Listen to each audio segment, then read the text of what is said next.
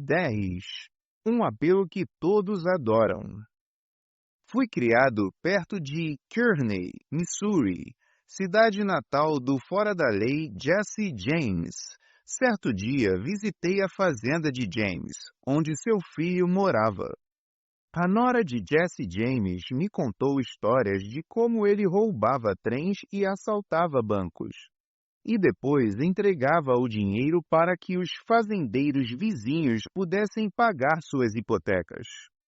No fundo, Jesse James provavelmente se considerava um idealista, assim como os gangsters Dutch Schultz, Sugar Crowley e Al Capone.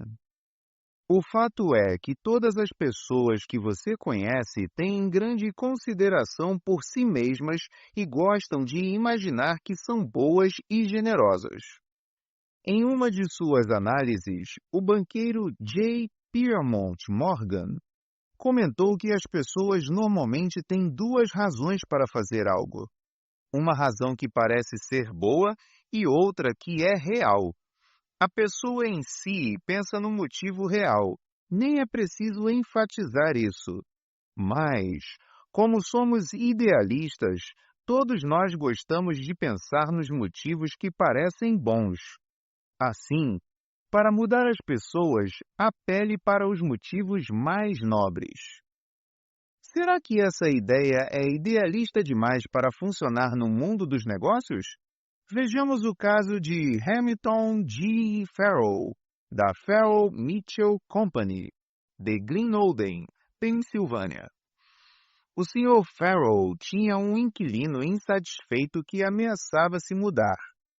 Ainda faltavam 4 meses para o fim do contrato, mas o inquilino notificou que iria sair imediatamente, sem considerar o contrato em vigência. Ele contou sua história diante da turma. Aquelas pessoas tinham morado na minha casa durante todo o inverno, o período mais caro do ano. Eu sabia que seria difícil alugar o apartamento de novo antes do outono seguinte. Vi minha renda indo embora e fiquei transtornado. Farrell fez uma pausa. Normalmente, eu teria ido tomar satisfações com o inquilino e aconselhá-lo a reler o contrato. Continuou. Teria salientado que, se ele se mudasse, o valor total do aluguel seria cobrado de imediato e que eu poderia e faria questão de receber o dinheiro. Mas, em vez de perder a cabeça e fazer uma cena, decidi tentar uma tática diferente. Comecei assim: Senhor Fulano, ouvi sua história e ainda não acredito que queira se mudar. Todos esses anos no ramo dos aluguéis me ensinaram algumas coisas sobre a natureza humana e percebi de cara que o senhor é um homem de palavra. Na verdade, tenho tanta certeza disso que estou disposto a arriscar. Aqui está a minha proposta. Deixe sua decisão sobre a mesa por alguns dias e pense no assunto. Se me procurar de novo até o primeiro dia do mês que vem, quando vence o aluguel, e me disser que ainda pretende se mudar, garanto que aceitarei sua decisão sem discutir. Vou lhe dar o di... Vou lhe dar o direito de se mudar e admitir para mim mesmo que cometi um erro de julgamento. Mas ainda acredito que o senhor é um homem de palavra e vai manter o contrato. Afinal, ou nós somos homens ou somos macacos. E geralmente nós mesmos escolhemos o que somos. Por fim, ele contou o desfecho do caso. Pois bem, no início do mês seguinte, o sujeito foi me ver e pagou o aluguel pessoalmente.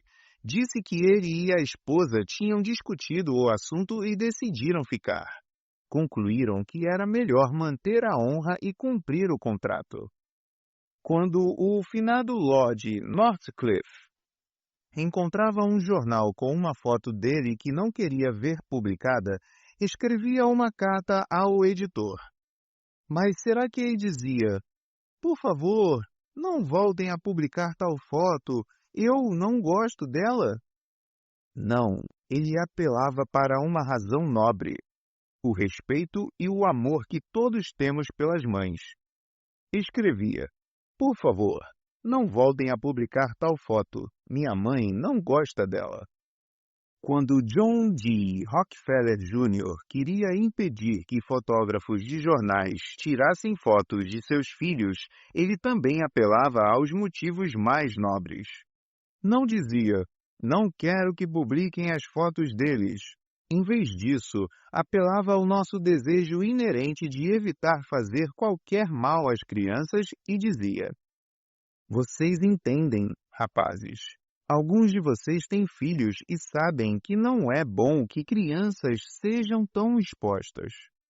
Quando Cyrus H. K. Curtis estava começando sua carreira meteórica, que o tornaria um milionário dono de publicações como The Saturday Evening Post e Ladies' Home Journal, ele não tinha condições de pagar a seus colaboradores o mesmo que outras revistas. Não podia contratar escritores de primeira linha apenas com dinheiro. Então, apelava aos motivos mais nobres. E assim persuadiu até Louisa May Alcott, no auge da fama, a escrever para ele e conseguiu isso enviando um cheque de $100 não para a própria escritora, mas para a instituição de caridade preferida dela. A essa altura, uma pessoa mais cética pode dizer: isso funciona para Northcliffe e Rockefeller, ou para uma escritora sentimental, mas quero ver funcionar com os sujeitos complicados a quem tenho de fazer cobranças. Talvez essa pessoa tenha razão. Não existe método infalível que funcione com todas as pessoas. Se você está satisfeito com os resultados atuais, por que mudar? Mas, se não está satisfeito, por que não experimentar? Seja como for, acho que você gostará desta história real, contada por James R. Thomas, meu ex-aluno. 6 clientes de uma montadora de automóveis se recusaram a pagar as contas pelos serviços de manutenção. Nenhum dos clientes reclamou de todos os itens, mas cada um alegava que havia uma cobrança errada.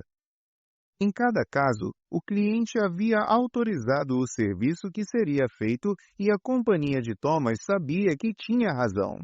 Assim, disse isso aos clientes com todas as letras. Esse foi o primeiro erro. A seguir, estão as providências tomadas pelos funcionários do Departamento de Crédito para cobrar as contas vencidas. 1. Telefonaram para cada cliente e disseram, de forma ríspida, que precisava pagar uma conta que estava vencida. 2. Deixaram claro que a empresa estava absolutamente certa, portanto, o cliente estava absolutamente errado. 3. Declararam que a empresa sabia muito mais sobre automóveis do que o cliente, portanto, não havia motivo para discussão. 4. Resultado: eles discutiram. Você acredita que algum desses métodos convenceria o cliente a pagar a dívida? Essa é fácil de responder. A essa altura, o gerente do departamento de crédito estava prestes a acionar o departamento jurídico e abrir fogo contra os consumidores quando, por sorte, o assunto chamou a atenção do gerente geral, que resolveu investigar os clientes em atraso e descobriu que todos tinham a reputação de bons pagadores. Havia algo drasticamente errado nos métodos de cobrança da empresa. Então, ele disse a James R. Thomas que recebesse aqueles valores irrecebíveis. O Sr. Thomas tomou as seguintes providências, em suas próprias palavras. 1. Minha visita a cada cliente era para cobrar o valor de uma conta que estava pendente há muito tempo e era absolutamente correta. Mas eu não disse uma palavra sequer sobre isso. Apenas expliquei que a visita era para saber o que a companhia havia feito ou deixado de fazer. 2. Deixei claro que, até ouvir a história do cliente, não tinha qualquer opinião sobre o assunto. Disse que a empresa não havia afirmado ser infalível. 3. Afirmei que tinha interesse apenas no carro deles e que eles sabiam mais sobre o próprio automóvel do que qualquer outra pessoa no planeta. Eles eram a maior autoridade no assunto. 4. Deixei que falassem e ouvi com todo o interesse e compreensão o que o cliente desejava e havia esperado. 5. Por fim, quando o cliente já estava mais bem-humorado, eu apresentava todos os dados do caso para que ele julgasse. Apelava a seus motivos mais nobres. Dizia: em primeiro lugar, também acho que seu caso foi mal conduzido. O senhor foi contrariado, perturbado e importunado por um de nossos representantes, algo que nunca deveria acontecer. Na posição de representante da companhia, lamento profundamente e peço desculpas. Enquanto ouvia sua versão da história, não pude deixar de me impressionar com seu senso de justiça e sua paciência. Agora, sabendo que o Senhor é justo e paciente, vou pedir que faça algo por mim, algo que o Senhor consegue fazer melhor do que ninguém, que o Senhor entende melhor do que ninguém. Aqui está a sua conta. Sei que posso lhe pedir que faça as devidas correções, como se o senhor fosse o próprio presidente da empresa. Vou deixar nas suas mãos. Vale o que o senhor disser. Os clientes corrigiram as contas? Certamente sim, e com boa vontade. As cobranças variavam entre 150 e 400 dólares. E será que algum cliente se aproveitou da situação? Sim, um deles se recusou a pagar um centavo daquilo que achava que era indevido, mas os outros 5 pagaram. E a melhor parte da história: ao longo dos 2 anos seguintes, vendemos carros novos para os 6 clientes. A experiência me ensinou que, quando não é possível obter nenhuma informação sobre o cliente, a única maneira segura de agir é assumir que ele está sendo sincero, honesto, verdadeiro e deseja pagar o que deve assim que se convencer de que é o correto, disse o Sr. Thomas. Simplificando, as pessoas são honestas e desejam cumprir as obrigações. Existem poucas exceções à regra, e estou convencido de que, na maioria dos casos, os indivíduos mais inclinados a cometer pequenas fraudes reagirão de forma positiva se você demonstrar que os considera honestos, direitos e justos. Princípio 10. Apele para motivos mais nobres.